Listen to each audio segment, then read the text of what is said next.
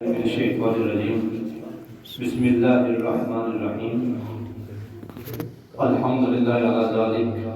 اللہ کے فضل و کرم سے 14.5 سپاروں کی تلاوت مکمل ہو چکی ہے۔ سورہ بنی اسرائیل آج مکمل ہو چکی ہے انشاءاللہ العزیز۔ کل سے سورۃ الکہف شروع ہوگی تو ممکن ہے ہمارے 16 سپارے جو ہے مکمل ہو جائیں۔ ہم منزل کے قریب تک پہنچ رہے ہیں۔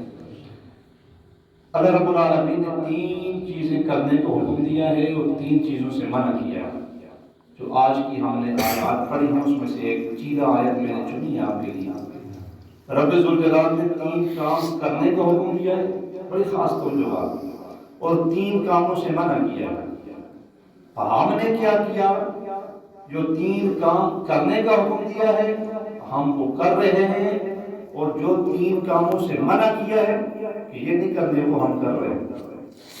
بڑی خاص بات، اور جو میں ابھی بیان کرنے لگا ہوں ہر شخص اپنے گریبان میں جہاں کے کیا وہ جو 3 کام کرنے کا حکم دیا ہے میں وہ کر رہا ہوں، اور جو 3 کاموں سے منع کیا ہے کہ یہ کام نہیں کرنے وہ ہم کر رہے ہیں۔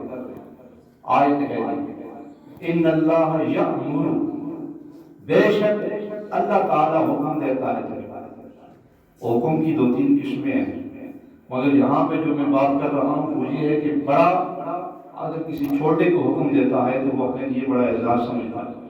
استاد شاگرد کو کسی بات کا حکم دے دے تو بڑا خوش ہوتا ہے۔ آج والد گرامی نے یہ بات کہی ہے، اس کو پورا کر تو باب جی وقت اللہ ہمیں حکم دیتا ہے یأمر، ان اللہ یأمر بالعدل، کہ عدل کرو۔ عدل کس کو کہتے ہیں؟ انصاف کو کہتے ہیں۔ ادھر آپ کا سکا بھائی ہے، ادھر کوئی غیر ہے، آپ کے پاس انصاف کے لیے آ جاتے ہیں، دونوں کے کنٹ سن کے آپ نے فیصلہ کرنا ہے۔ یہ نہیں دیکھنا کہ یہ بھائی ہے، یہ برادری ہے اور یہ غیر ہے، آپ نے منصفانہ فیصلہ کر دینا۔ اس کی مثالیں حدیث بڑی بڑی ہے، وقت کم ہے۔ سرکار دو جہان اسلام صاحب کے پاس بڑے بڑے فیصلے آئے، حضور نے نہیں دیکھا اس سائڈ کون ہے اس سائڈ کون ہے، دونوں کے فیصلوں کو سن کر، دونوں کے کومنٹ سن کر فیصلہ صادر فرما دیا۔ ان اللہ یأمر بالعدل، اللہ حکم دیتا ہے ہمیں عدل کیا جائے۔ آج کے ہم معاشرے میں عدل نظر آ رہا ہے؟ بولیے، غریب تر ہو رہا ہے، امیر تر ہو رہا ہے۔ انصاف کے لیے وہ دھکے کھاتے ہیں، کہیں انصاف نظر نہیں آتا۔ ان اللہ یأمر بالعدل، انصاف ختم ہو چکا، عدل ختم ہو چکا۔ یہ معاشرے کی بنیادی اکائی تھی اور اس کا حکم اللہ دیتا ہے۔ والاحسان، احسان کا حکم اللہ دیتا ہے۔ احسان کیا ہے؟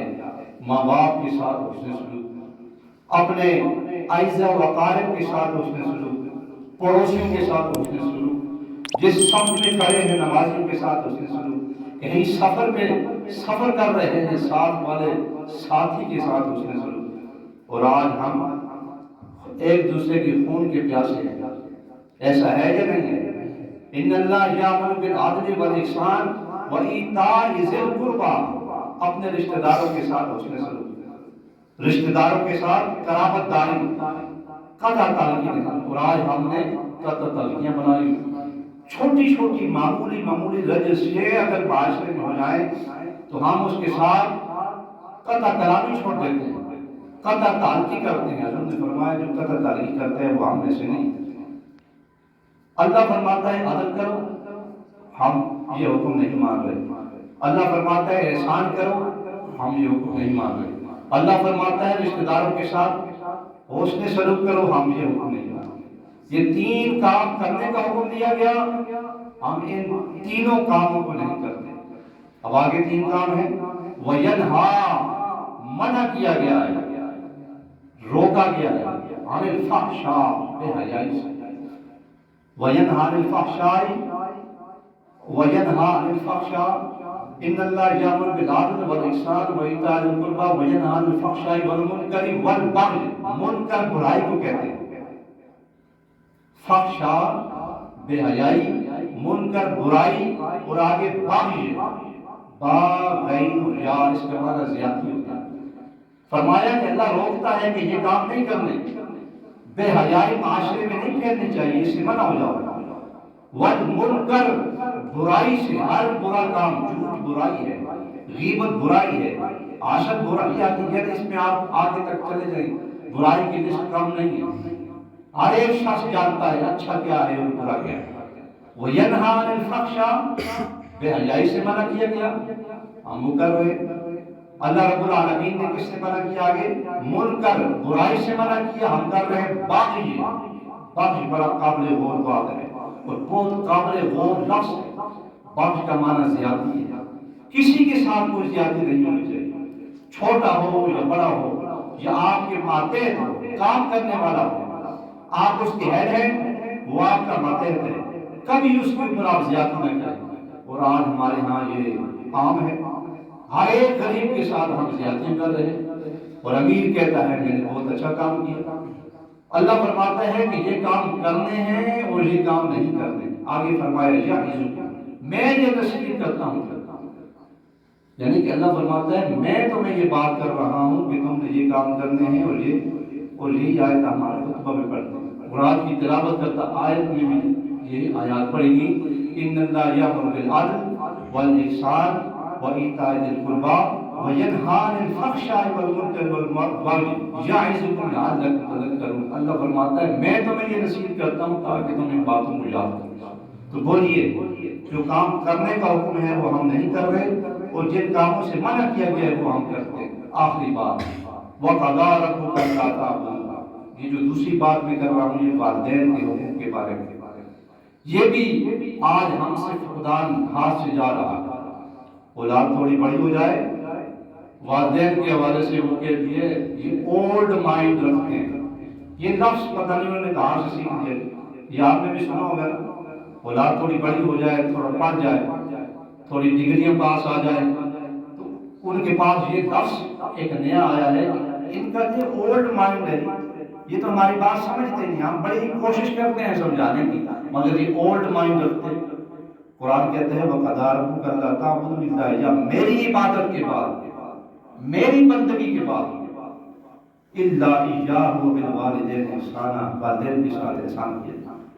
احسان کیا ہے؟ وہ کسی کام کا کہیں فوری طور پر کر دو، فرض نماز کے علاوہ، فرض تو ہے نا، اس کے علاوہ نفل میں کھڑے ہیں، والدین، یہ اس میں ماں بھی ہے آگی، باپ بھی آگے، ان دونوں میں سے اگر کوئی بلاتا ہے وہ نماز توڑ کر ان کے حکم کو سنیں۔ قرآن پڑھ رہے ہیں، قرآن کو وہاں تلاوت بند کر دیں، ان کو حکم مانو۔ پھر آگے فرمایا وَقَضَىٰ رَبُّكَ أَلَّا تَعْبُدُوا إِلَّا إِيَّاهُ وَبِالْوَالِدَيْنِ إِحْسَانًا إِمَّا يَبْلُغَنَّ عِندَكَ الْكِبَرَ أَحَدُهُمَا، کبر بڑھاپے کو کہتے ہیں، اگر ان دونوں میں سے کوئی بڑھاپے کو پہنچ جائے تو فَلَا تَقُلْ اُفٍّ وَلَا تَنْهَرْهُمَا وَقُلْ لَهُمَا قَوْلًا كَرِيمًا۔ ان کے سامنے لفظ اف نہ، اف کیا ہے؟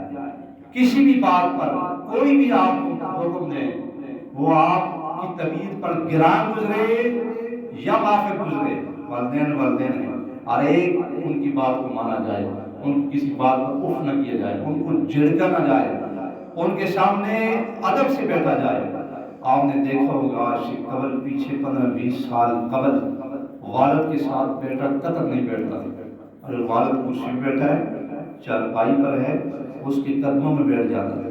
آج کوئی پتہ نہیں چلتا والد کے ساتھ بیٹھا بھی جا رہا ہے، کوئی ججمنٹ نہیں ہے، کبھی وہ آگے ہو جاتا ہے کبھی پیچھے۔ یعنی کہنے کا مقصد یہ ہے کہ ادب اس معاشرے سے ختم ہو رہا ہے۔ جو چیزیں اللہ فرماتا ہے ہم اس کے اپوزٹ کر رہے ہیں، اور جن چیزوں سے اللہ منع کر رہا ہے ہم وہ کام کر رہے ہیں۔ لہٰذا احباب ذی وقار، جتنا ہم قرآن مجید، قرآن رشید کو صرف پڑھنا نہیں، اس کو سمجھنا بھی ہے کہ قرآن ہمیں کہتا کیا ہے، قرآن ہم سے مخاطب کیا ہے۔ جب ہم قرآن کو سمجھیں گے اور سمجھ کر پڑھیں گے تو 100% نہ صحیح 50% بات تو ہمیں قرآن سے سمجھ آئے گا۔ اس کے لیے آپ کنز الایمان ریکمینڈ کرتا ہوں ہر ایک شخص، اگر کسی کے گھر میں نہیں ہے تو خرید لے، یہ بہت بڑا خزانہ ہے۔ کنز کہتے ہیں خزانے کو، کنز کس کو کہتے ہیں؟ اور ایمان کا خزانہ اعلیٰ حضرت خالد بریلوی علیہ رحمۃ اللہ کی آپ کے سامنے رکھ دیا۔ ہر ایک آیت کا ترجمہ اگر آپ وہاں سے پڑھیں گے، ایک محبت اور عشق رسول ہر ایک لفظ سے ٹوٹتا ہے۔ جیسے چشمے سے پانی پھوٹتا ہے نا، تو اس لیے اعلیٰ حضرت کے ترجمہ کو آپ ضرور اسٹڈی کریں، ایک رکوع ہی پڑھ لیں۔ اگر آپ ڈیلی ایک رکوع پڑھ لیں تو مہینے میں 30 رکوع بنتے ہیں، 30 رکوع 2 سپارے بنتے ہیں۔ تو اس انداز سے اگر آپ چلتے رہیں تو کتنا خزانہ آپ اس کو کور کر سکتے ہیں۔ لہٰذا ہر ایک شخص کنز ایمان گھر میں رکھے اور اس کی اسٹڈی کرے۔